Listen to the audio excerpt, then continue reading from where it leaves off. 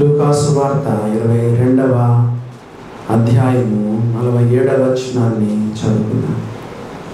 ఆయన ఇంకనూ మాట్లాడుచుండగా ఇదిగో జనులు గుంపుగా వచ్చేది. 12 మందిలో యూదా అనబడిన వాడు వారి కంటే ముందుగా నడిచి యేసును ముద్దు పెట్టుకొనుటకు ఆయన యొద్దకు రాగా, యేసు యూదాను ముద్దు పెట్టుకొని మనుష్య కుమారుని అప్పగించుచున్నావా అని వానితో అనెను. చదివిన వాక్యాన్ని, చదవబోతున్న వాక్యాలను దేవుడు మన కొరకు దీవించును గాక. ఈరోజు మనకి ఇవ్వబడిన సమయంలో ఒక ముగ్గురు సోదరుల గురించి మనం మాట్లాడుకోబోతున్నాం. నంబర్ 1 ఇస్కరియోతు యూదా. ఇస్కరియోతు యూదా యేసు ప్రభును అప్పగించడానికి ప్లాన్ వేశాడు. ఎంత అజ్ఞానంగా, ఎంత అవివేకంగా ఉన్నాడంటే, నా విషయము యేసు ప్రభుకు తెలియదు అనుకున్నాడు. యేసు అందరిని ఎరిగినవాడు, యేసు మనుషుని ఆంతర్యాన్ని ఎరిగినవాడు. ఇక్కడ కొన్ని వందల మంది మనం వచ్చాము, నీ లోపల అంతరంగంలో ఏముందో యేసు ప్రభుకు తెలుసు. ఇస్కరియోతు యూదా ఇన్ అండ్ అవుట్ అంతా యేసు ప్రభుకు తెలుసు. జనులో పశుప్రాయులారా దీన్ని ఆలోచించుకొనుడి, బుద్ధిహీనులారా మీరెప్పుడు బుద్ధిమంతులగుదురు. కంటిని నిర్మించిన వాడు కానకుండునా, చెవిని నిర్మించిన వాడు వినకుండునా. యోహాను సువార్త 13వ అధ్యాయం, యోహాను సువార్త 13వ అధ్యాయము 11వ వచనం. తన్ను అప్పగించు వానిని ఎరిగెను, తన్ను అప్పగించు వానిని ఎరిగెను. అందరూ విందులో కూర్చున్నప్పుడు మెల్లగా లేచాడు. రాత్రి వేళ రాయబడింది, చీకటిలోకి వెళ్ళిపోయినాడు. బేరం అంతకుముందే కుదుర్చుకున్నాడు, డబ్బులు తీసుకున్నాడు. యేసు ప్రభు ఎక్కడ ఉంటాడో తెలుసు తనకి. మొత్తము కత్తులు, గుదియలు, బంట్రోతులను తీసుకుని వచ్చినాడు. వాళ్ళ ఉద్దేశం ఏంటంటే యేసు ప్రభు పారిపోతాడు అనుకున్నారు. సహోదరులు బల్లలో గుర్తు చేసినారు, మనిషి కుమారుడు పరిచారం చేయించుకున్నట్టు రాలేదు, పరిచర్య చేయుటకును అనేకులకు ప్రతిగా విమోచన క్రయధనముగా తన ప్రాణం ఇవ్వడానికి వచ్చిన యేసు ప్రభు పారిపోతాడా? కత్తులు పట్టుకొని వచ్చినారు, గుదియలు పట్టుకొని వచ్చినారు, సైనికులు తీసుకొని వచ్చినారు, బండ్రోతులు తీసుకొని వచ్చినారు, దివిటీలతో వచ్చినారు. చీకటి సమయం అది.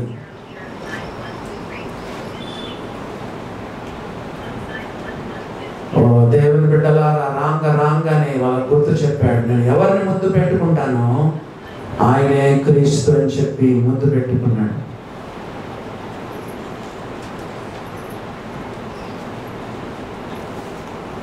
సామెతల గ్రంథం 27వ అధ్యాయము 6వ వచనం చదువుతున్నాను. సామెతల గ్రంథము 27వ అధ్యాయము 6వ వచనం.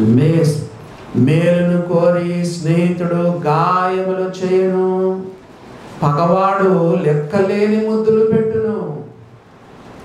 పగవాడు లెక్కలేని ముద్దులు పెట్టుకున్నాడు. లోపల చూస్తే కక్ష, అసూయం, దేశం, ప్రగ.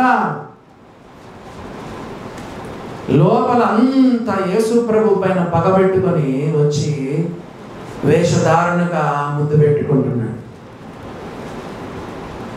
Is a hypocrite, is a actor. సినిమాలో 3 గంటలు యాక్ట్ చేస్తారు విశ్వాసులు, 24/7 యాక్ట్ చేస్తున్నారు. యేసుప్రభు ఎప్పుడైనా అయ్యో వేషలారా అన్నాడా?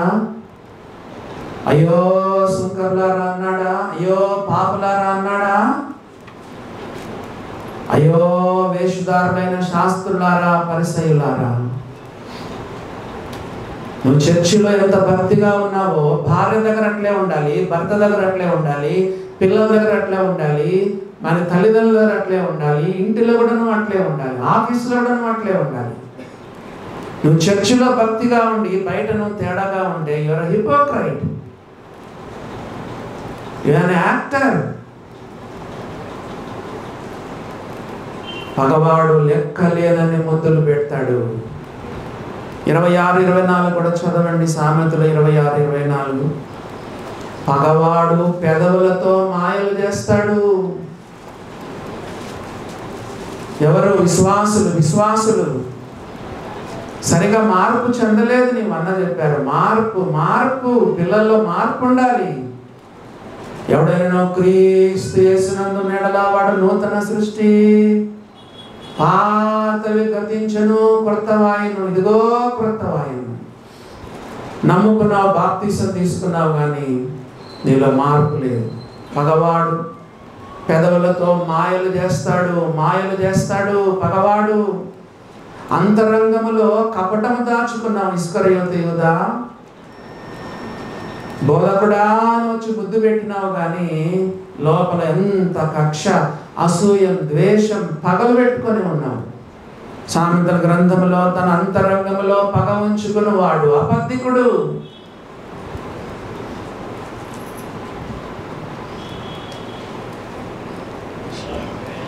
ఇస్కరియోతు యూదాకు ప్రభువైన యేసుక్రీస్తు వారు అనేకమైన అవకాశాలు ఇచ్చాడు.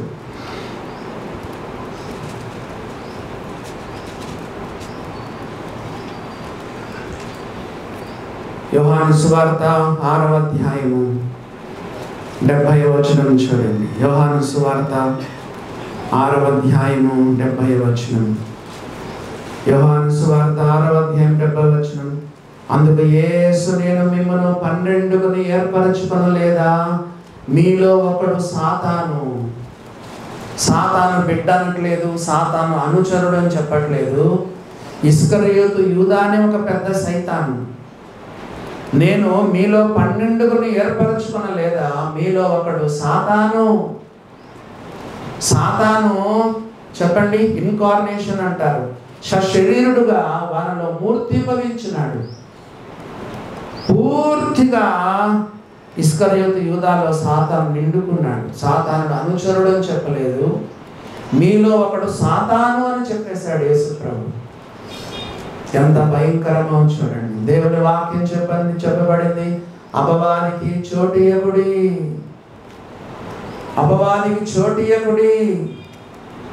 12 మంది శిష్యుల్లో ఒక శిష్యుడు ఇద్దరిద్దరిని పంపేటప్పుడు బయటికి వెళ్ళాడు, బోధించాడు, వాక్యాలు చెప్పాడు, ప్రవచనాలు చెప్పాడు, దయ్యాలను వెళ్ళగొట్టాడు, సూచక్రియలు చేశాడు, అద్భుతాలు చేశాడు, రోగాలను స్వస్థపరిచాడు, అన్ని చేశాడు, కానీ సాతానుగా మిగిలిపోయినాడు. దేవుని బిడ్డలారా గమనించండి.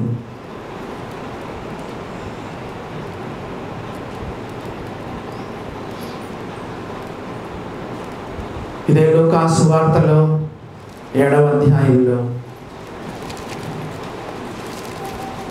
ఇదే లూకాసు వార్త 7వ అధ్యాయంలో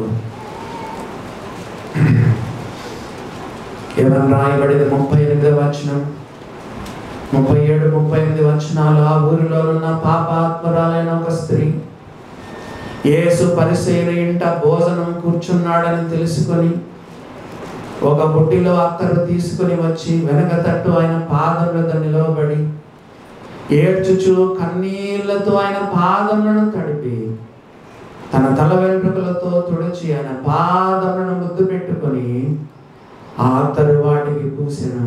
పాపాత్ములైన స్త్రీ పెట్టిన ముద్దుకు ఈ యొక్క ఇస్కరియోతు యూదా పెట్టిన ముద్దుకు ఎంత తేడా ఉందండి. ఎంత వేషధారణ, ఎంత కపటం. దేవుని బిడ్డలారా, దైవ సన్నిధికి వెళ్ళి కన్నీరు కార్చు. ప్రభువా, లోపల ఒక రకంగా ఉన్నాను, బయటికి ఒక రకంగా ఉన్నాను, మనుషులతో ఉన్నప్పుడు ఒక రకంగా ఉన్నాను, మనుషులు లేనప్పుడు ఒక రకంగా ఉన్నాను. దేవుని కన్నులు అగ్ని జ్వాలల వంటి నేత్రములు కలిగిన వాడు. యేసు ప్రభు కన్నులు ఎక్స్రే లాంటి కన్నులు, స్కానింగ్ లాంటి కన్నులు. నీ లోపల, నీ అంతరంగంలో ఏముందో ఆయన చూడగలడు. యేసు ప్రభు చెప్పేస్తాడు. ఏమని చెప్పాడు?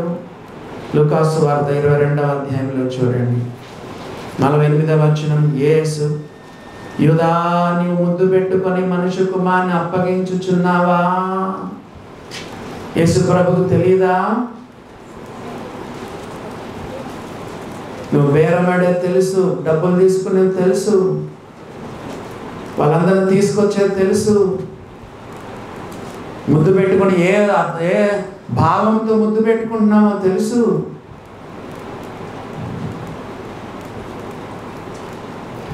దేవుని బిడ్డలారా, ముద్దు అంటే ఏంటో తెలుసా? The contraction of the mouth due to the enlargement of the heart. ముద్దు అంటే అర్థం ఏంటో తెలుసా? ముద్దు అంటే ఏం చేస్తాం మనము? పెదవులను దగ్గర చేస్తాం.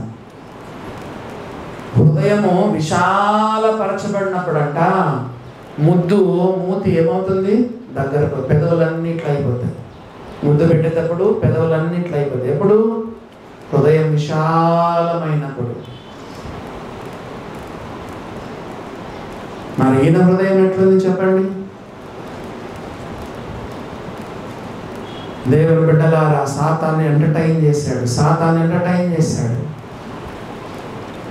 యేసును అప్పగింపవలని సాతాను తన హృదయంలో ఆలోచన పుట్టించి ఉండెను.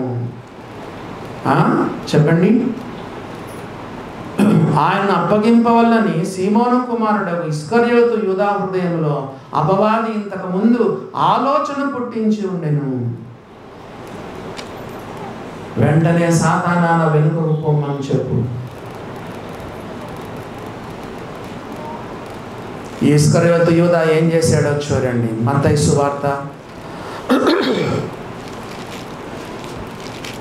సువార్తలో ఈ ఇస్కరియోతు యూదా ఏం చేశాడో చూడండి. 27వ అధ్యాయము 3వ వచనం చదువుతున్నాను. 3-4 వచనాలు.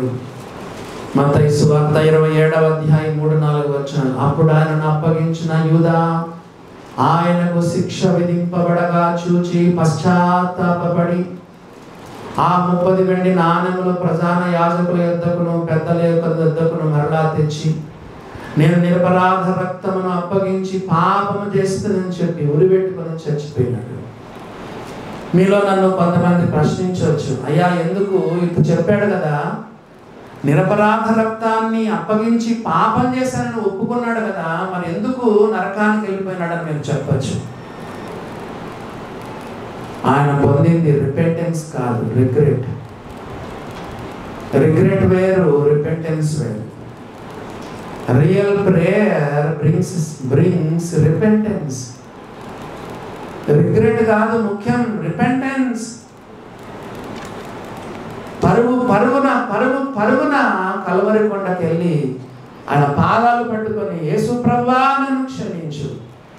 తన జీవిత కాలంలో ఎన్నడే కానీ ప్రభువా అని పిలవలేదు.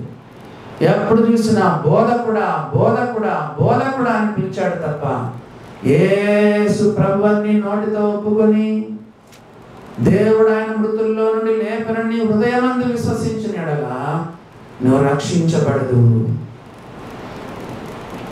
ఎన్నడే కాని క్రీస్తును ప్రభువుగా అంగీకరించిన వాడు కాదు.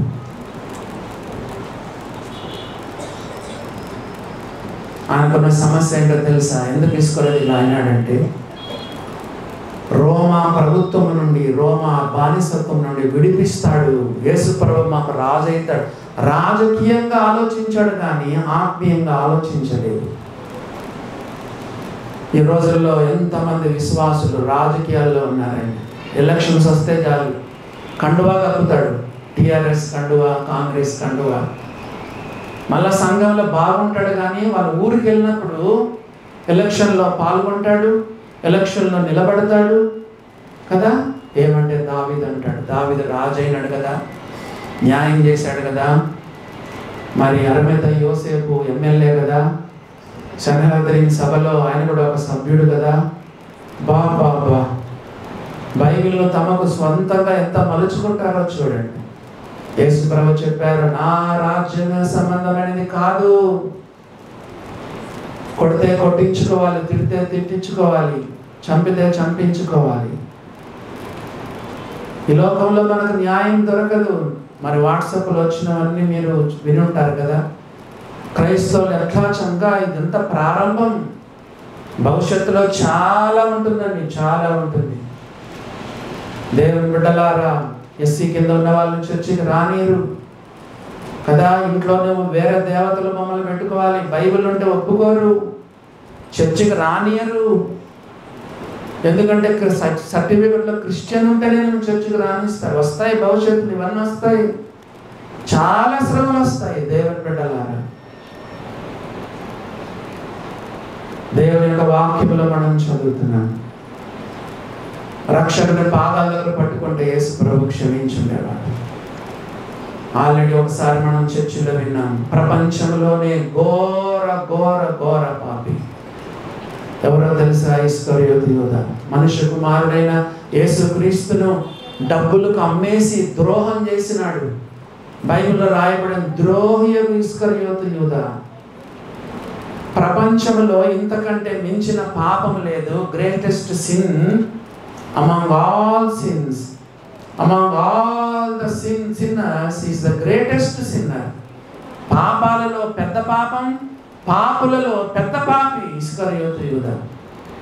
యేసు ప్రభు తన పై వస్త్రాన్ని పక్కన పెట్టి, నడుముకు తువాలు కట్టుకొని, పల్లెంలో నీళ్లు తీసుకొని ఒక్కొక్కరి పాదాలు కడుగుతూ, ఆఖరికి ఇస్కరియోతు యూదా పాదాలను కూడా యేసు ప్రభు కడిగినాడు.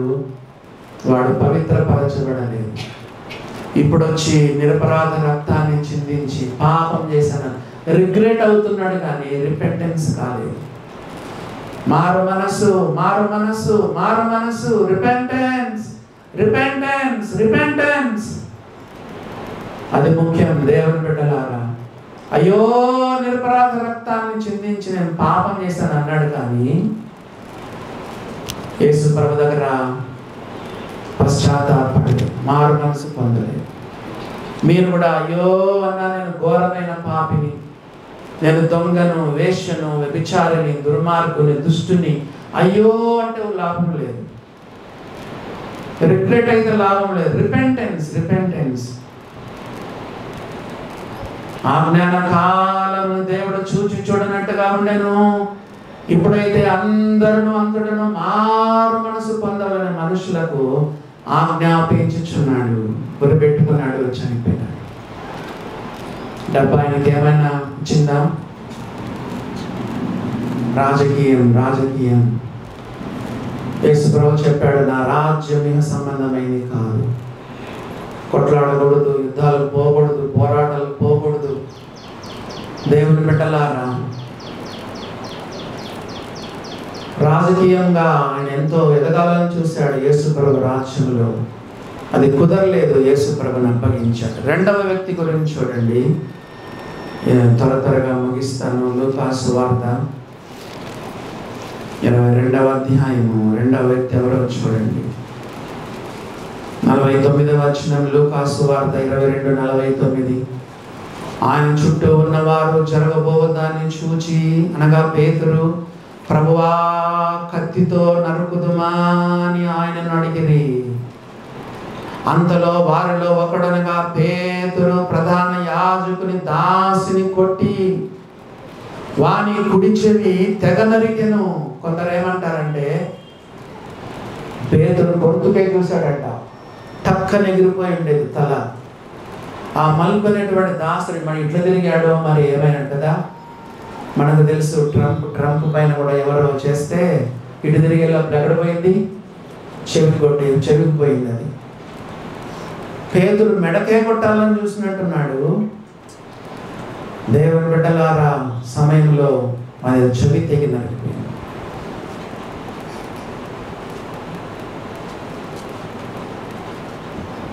ఆత్మీయమైన యుద్ధాలు భౌతికమైన ఆయుధాలను ఉపయోగించకూడదు. మన యుద్ధోపకరణములు శరీర సంబంధమైనవి కావు, దేవుని ఎదుట దుర్గములను పడద్రోయ జారినంత బలము గలవై ఉన్నాయి.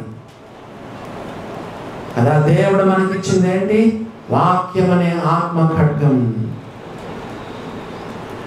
పేతురు భౌతికమైన కత్తిని ఉపయోగిస్తే యేసు ప్రభు వాక్యం అనే కత్తిని ఉపయోగించాడు. ఏం ఉపయోగించాడో చూడండి. యోహాను సువార్త 18వ అధ్యాయంలో యేసు ప్రభు ఏం చెప్పాడు? యోహాను సువార్త 18వ అధ్యాయంలో యేసు ప్రభు ఏం చెప్పాడు? యోహాను సువార్త 18వ అధ్యాయం 10వ వచనం, సీమోను పేతురు వద్ద కత్తి ఉండినందున అతడు దాన్ని దూసి ప్రధాన యాజకుని దాసుని కొట్టి అతని కుడి చెవి తెగ నరికెను. ఆ దాసుని పేరు మల్కు. యేసు కత్తివరలో ఉంచుము, తండ్రి నాకు అనుగ్రహించిన గిన్నెలోనిది నేను త్రాగకుందునా. ఇది స్పిరిచువల్ సోడ్. ఫిజికల్ సోడ్ ఉపయోగించొద్దు, భౌతికమైన కత్తి ఉపయోగించొద్దు. ఆత్మీయమైన కత్తి, వాక్యం అనే ఆత్మ ఖడ్గం, ఆత్మీయమైన వాక్య ఖడ్గం. దేవుని బిడ్డలారా గమనించండి, ఆత్మీయమైన పోరాటాలకు భౌతికమైన పోరాటాలు చేయకూడదు. ఆత్మీయమైన పోరాటాలను ఆత్మీయంగానే మనం జయించాలి. The most powerful weapon that God has given us is a prayer. ప్రార్థన చేయి, ప్రార్థన చేయి. దేవుని బిడ్డలారా గమనించండి, అందరిలాగా మనం చేయకూడదు. న్యాయం కొరకు కొద్దిగా మనం పోలీసును ఆశ్రయించవచ్చు, తప్పులేదు.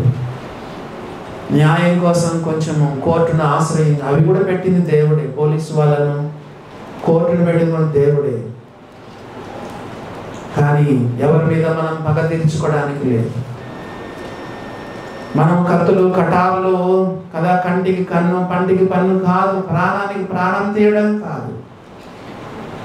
దేవుని బిడ్డలారా, యేసు ప్రభు యొక్క మనస్తత్వం. యేసు ప్రభు ఏం చేశాడు? తన్ను చంపడానికి వచ్చినటువంటి వ్యక్తిని, ఆ మల్కు యొక్క చెవిని యొక్క పేతురు తెగబడితే ఆ చెవిని తీసుకొని యేసు ప్రభు అలా బాగు చేసేసాడు.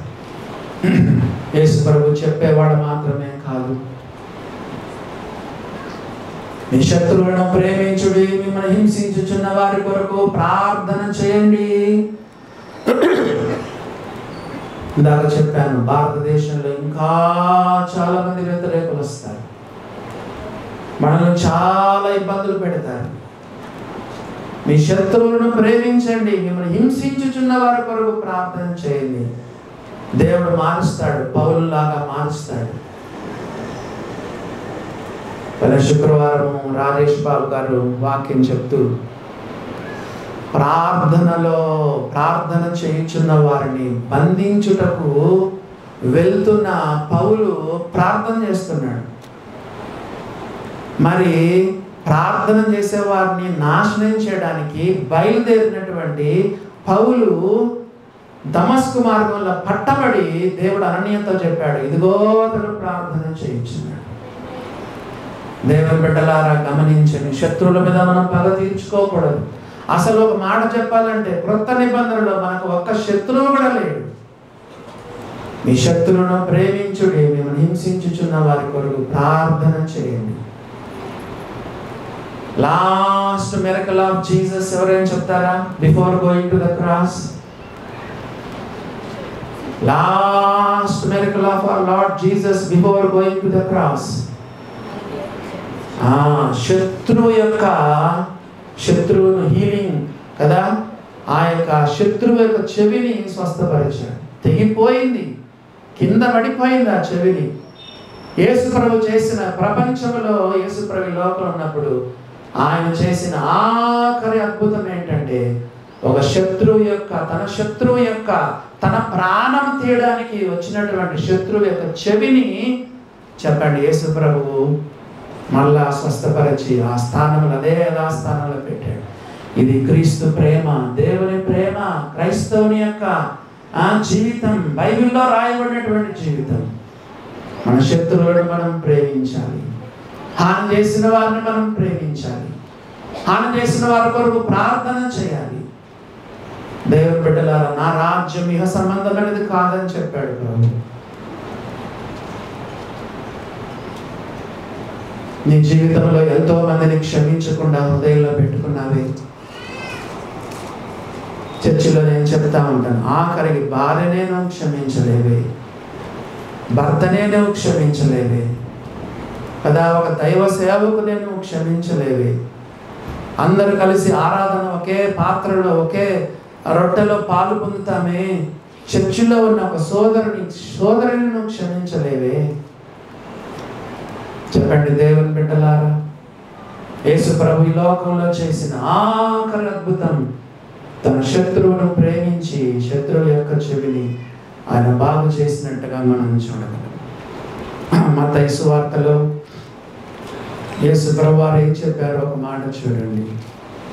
మత్తయి సువార్త 26వ అధ్యాయంలో మన ప్రభువైన యేసుక్రీస్తు వారు ఏం చెప్పారు? 26:52 చదవండి. నీ కత్తి వరలో తిరిగి పెట్టుము. పేతురు నీ కత్తి వరలో తిరిగి పెట్టుము. అంతకుముందు ప్రార్థన చేయమంటే చేరలేదు, కానీ ప్రార్థన లేని వీరత్వం శూరత్వం పనికిరాదు. పోయిన వారం మనం విన్నాం, మీరు శోధనలో ప్రవేశించుకున్నట్లు వాచ్ అండ్ ప్రే, మెలకువగా ఉండి ప్రార్థన చేయండి, మెలకువగా ఉండి ప్రార్థన చేయండి అంటే నిద్రపోయినారు. ప్రార్థన లేని వీరత్వం శూరత్వం సున్నా, దేనికి పనికిరాదు. యేసుప్రభు మెచ్చుకున్నాడా, ఖండించినాడా? గద్దిస్తున్నాడు యేసుప్రభు. నీ కత్తి వరలో పెట్టుము, నీ కత్తి వరలో తిరిగి పెట్టుము. కత్తి పట్టుకున్న వారందరూ కత్తి చేతనే నశింతురు. ఈ సమయంలో నేను నా తండ్రిని వేడుకొనలేననియు, వేడుకొన ఎడల ఆయన 12 సేనా వ్యూహాల కంటే ఎక్కువ మంది దూతలను ఇప్పుడే నాకు పంపడని నీవు అనుకొనుచున్నావా? నేను వేడుకొన ఎడల ఇలాగూ జరగవలనను లేఖనము ఎలాగూ నెరవేరునని అతనితో చెప్పాను. యేసుప్రభు ఒక్క మాట చెప్తే చాలు, ఒక్క దేవదూత 1,85,000 మందిని చంపాడు. అశ్షూరు సైన్యం 1,85,000 మందిని ఒక్క దేవదూత చంపాడు. 12 సేనా వ్యూహాలు అంటే ఒక సేనకు 6,000 అంటే 72,000 మంది వస్తే ప్రపంచం భస్మమైపోతుంది. యేసు ప్రభు లేఖనాలు నెరవేర్చినాడు. ఎంత మౌనం, ఎంత దీనత్వం, ఎంత తగ్గింపు, ఎంత ఆయన మరి ఎంత ఓర్చుకున్నాడు. పాపాత్ములు తనకు వ్యతిరేకంగా చేసిన తిరస్కారం అంతా ఓర్చుకున్న ఆయనను తలంచుకొనండి. నీ తండ్రి గిన్నె, పేతురు తండ్రి నాకు ఇచ్చిన గిన్నెలోనిది నేను త్రాగకుందునా? ఒకసారి నేను చెప్పాను, ట్రైన్లో వెళ్ళేటప్పుడు కూల్ డ్రింక్ తాగనిస్తారు. వాళ్ళు ఇచ్చిన కూల్ డ్రింక్ తాగితే కళ్ళు తిరిగి పడిపోతావు, నీ సూట్ కేసులు నగలన్నీ తీసుకెళ్ళిపోతారు. ట్రైన్లో రాస్తుంటారు, పక్కన వాళ్ళు ఎవరైనా ఇస్తే తాగొద్దు తినొద్దు అని రాస్తారు. వాళ్ళు వీళ్ళు ఇచ్చిన గిన్నె కాదు, వాళ్ళు వీళ్ళు ఇచ్చినటువంటి జ్యూస్ కాదు, వాళ్ళు వీళ్ళు ఇచ్చిన కప్పు కాదు, ఇది తండ్రి నాకు అనుగ్రహించిన గిన్నె. కష్టాలనే గిన్నె, క్రోధం అనే గిన్నె కదా, ఉగ్రత పాత్ర, చేదు పాత్ర అని బైబిల్లో ఉంది. It's a cup of bitterness. చేదు పాత్ర, ఒంటరి పాత్ర. సిలువలో 3 గంటలు వేలాడాలి. పేతురు తండ్రి నాకు అనుగ్రహించిన గిన్నెలోనిది నేను త్రాగకుందునా? దేవుని బిడ్డలారా, మనమందరం విశ్వాసులం. కొన్నిసార్లు దేవుడు మనకు చాలా కష్టమైన అనుభవాలు ఇస్తాడు. భయంకర బిట్టర్నెస్ కదా, చేదు పాత్రను దేవుడు నీకు ఇస్తాడు. కానీ ఇచ్చింది ఎవరు? అది ఎటువంటి పాత్ర అని మనకు అనవసరం, ఎటువంటి పాత్రను మనకు అనవసరం. ఇచ్చిన వాడెవరు? తండ్రి, గాడ్ ద ఫాదర్. దేవుని బిడ్డలారా, హీస్ ద పోస్ట్ మ్యాన్ కదా. అది ఎటువంటిదైనా పర్వాలేదు. ఇచ్చిన వాడెవరు? A good postman. ఆయన మనకు తీసుకొచ్చాడు ఆ గిన్నె, కళ్ళు మూసుకొని తాగు, ఏం పర్వాలేదు కదండి. ఉదయ కాలంలో ఇద్దరు వ్యక్తుల గురించి మనం విన్నాం. నెంబర్ 1 కదా, ఇస్కరియోతు యూదా, ఏ హిపోక్రైట్ కదా, వేషధారి అయిన ఇస్కరియోతు యూదా.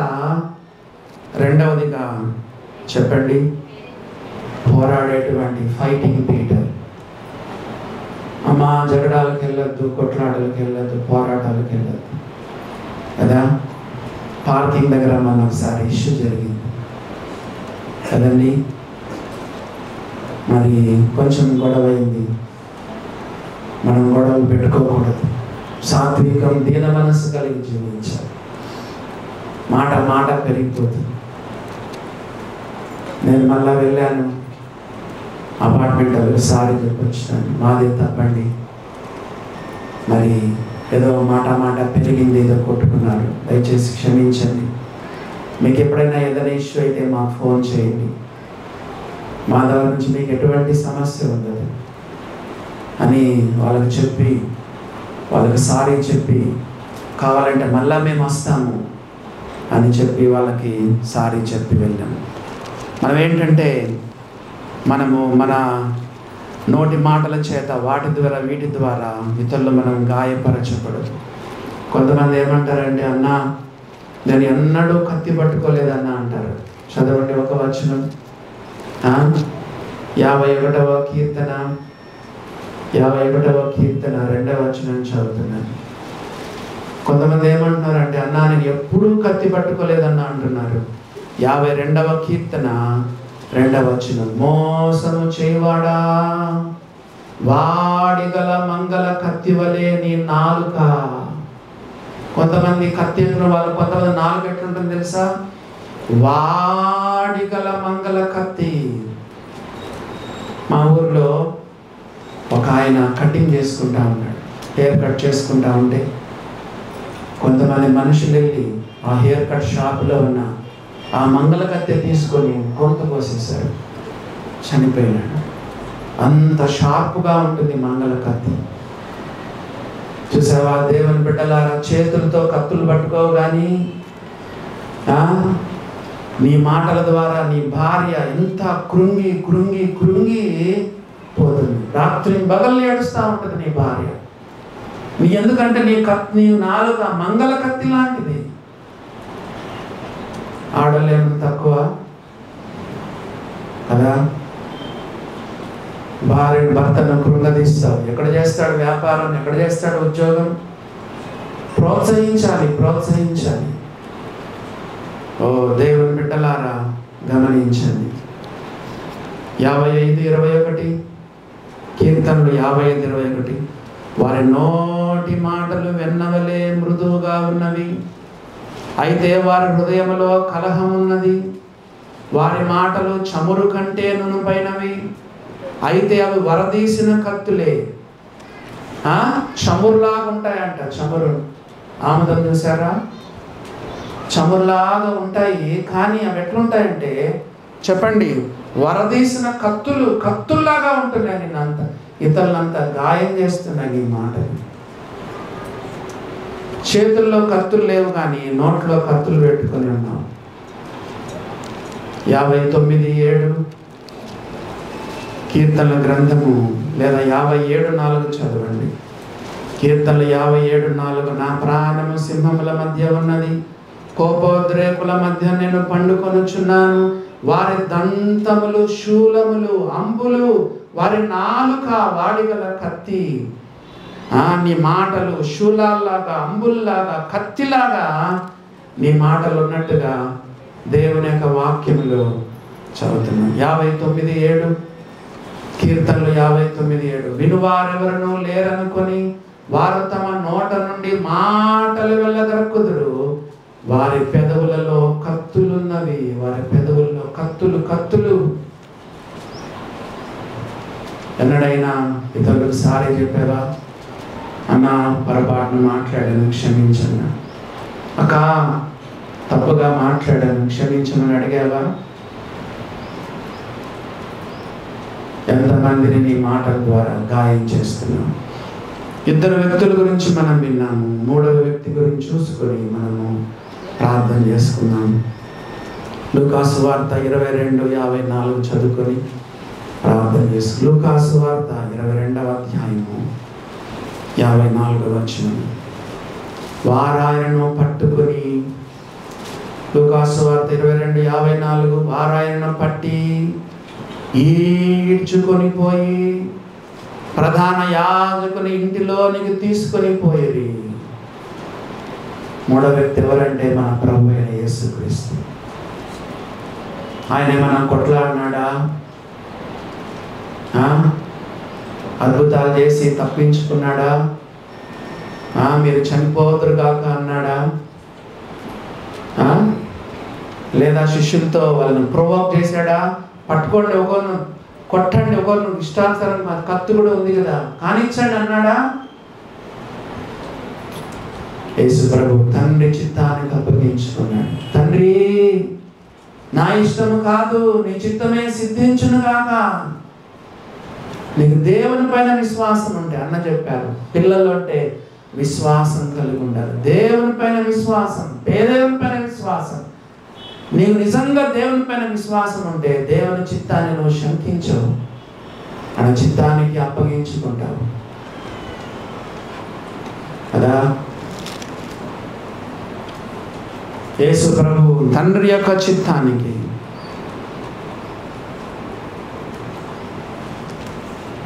yielding to the will of God, తండ్రి చిత్తానికి అప్పగించుకోవడం. కుట్టువారికి నా వీపును అప్పగించి తిని, వెంట్రుకలు పెరిగి వారికి నా చెంపలను అప్పగించి తిని, ఉమ్మిపోయి వారికి అవమానపరచు వారికి నా ముఖాన్ని దాచుకోలేదు. కొట్టుకోండి, తిట్టుకోండి, ఉమ్మేసుకోండి, సిలువేసుకోండి. ఇది తండ్రి చిత్తం, తండ్రి చిత్తం. తండ్రి నాకు అనుగ్రహించిన గిన్నె. దేవుని బిడ్డలారా, నువ్వు నిజంగా విశ్వాసం అయితే దేవుని చిత్తం లేకుండా నీకేం జరగదు. ఉత్తమము, అనుకూలము, సంపూర్ణమైన దేవుని చిత్తం. నీకు దేవుని పైన అంత విశ్వాసం ఉంటే నువ్వు ఏం ప్రార్థన చేస్తావు తెలుసా? తండ్రి, నీ చిత్తము పరలోకమందు నెరవేరుచున్నట్లు భూమి మీదను నా జీవితములో ప్రతి విషయములో అనుదినము, అడుగడుగున, అనుక్షణము నీ చిత్తము సిద్ధించునుగాక అని ప్రార్థన చేస్తారు. తండ్రి చిత్తము ఎంత మనకు ధైర్యం చెప్పండి. బైబిల్లో రాయబడింది, దేవుని చిత్తమును జరిగించువాడు నిరంతరమును నిలిచును. లోకమునందున ఆశలు గతించిపోను గాని, ఒక పక్కన లోకం, ఒక పక్కన దేవుని చిత్తం. ఏం కావాలో కోరుకో. దేవుని లోకమును దాని ఆశయు గతించిపోవచ్చున్నావు కానీ దేవుని చిత్తమును జరిగించువాడు నిరంతరము నిలుచును. Yielding unto the will of God. దేవా, నీ తలకు నేను నీ చిత్తానికి శిరస వహిస్తున్నాను. తాడో పేడో ఏదైనా పర్వాలేదు, విజయమో వీరస్వర్గమో ఏదైనా పర్వాలేదు. నన్ను నీళ్ళలో ముంచుతావో పాలలో ముంచుతావో నాకు తెలియదు ప్రభువా. కష్టమైన నష్టమైన నాకు తెలియదు. What ever may be the cost, what ever may be the price, I'm ready to pay the price lord. నా జీవితంలో నా ఇష్టం వద్దు, నా జీవితంలో నీ ఇష్టం, నా జీవితంలో నా చిత్తం వద్దు, నా జీవితంలో నీ చిత్తం నెరవేరాలి. నా దేవా, నీ చిత్తం నెరవేర్చడం నాకు సంతోషం. చెప్పగలవా దేవుని బిడ్డలారా? మనకు సమయం అయిపోయింది, ముగించుకున్నాము. ముగ్గురు వ్యక్తుల గురించి మనం విన్నాం. ముగ్గురు వ్యక్తులలో ఇద్దరు వ్యక్తులు సరిగా లేరు. ఇస్కరియోతు యూదాలాగా వేషధార జీవితంలో కొనసాగుతావా? ఎంతకాలం? ఒకరోజు నువ్వు కూడా గురి పెట్టుకొని చచ్చిపోవాల్సి వస్తుంది. నెమ్మది లేక, శాంతి లేక, సమాధానం లేక, సంతృప్తి లేక, నీ జీవితం మీద నీకే విరక్తి కలిగి ఏమైపోతావు? అడ్రస్ లేకుండా వెళ్ళిపోతావు. యేసు ప్రభువు చెప్పారు, ఆ మనుషుడు పుట్టి ఉండని ఎడల ఆ మనుషునికి మేలు. యేసు ప్రభు ఎవరి గురించి చెప్పలేదు. ఏ వ్యక్తి ప్రపంచంలో ఇన్ని కోట్ల మంది ఉంటే ఏ వ్యక్తి గురించి కూడా దేవుడు చెప్పలేదు. ఆ మనుషుడు పుట్టి ఉండని ఎడల ఆ మనుషునికి మేలు. దేవుని బిడ్డలారా, ఇస్కరియోతు యూదా జీవితాన్ని మానేసి పేదల్లా కూడా ఉండద్దు. ప్రార్థన లేని, ఆత్మీయత లేని, పౌరుషం, రోషం వేస్ట్. యేసు ప్రభువుని మెచ్చుకోడు. ఆత్మీయమైన యుద్ధాలను శరీర సంబంధమైన ఆయుధాలతో పోరాడద్దు. ప్రార్థనలో మోకరించి ఆత్మీయంగా పోరాడు. యేసు ప్రభులాగా శత్రువును ప్రేమించు. శత్రువుల కొరకు ప్రార్థన చేయి. నిన్ను బాధ పెట్టిన వారిని క్షమించుకో. వాళ్ళ కొరకు, వాళ్ళ మేలు కొరకు ప్రార్థన చేయి. ఆఖరిగా యేసు ప్రభులాగా తండ్రి చిత్తానికి అప్పగించుకో. ప్రభువా, నీ ఇష్టమైన జీవితంలో సిద్ధించునుగా.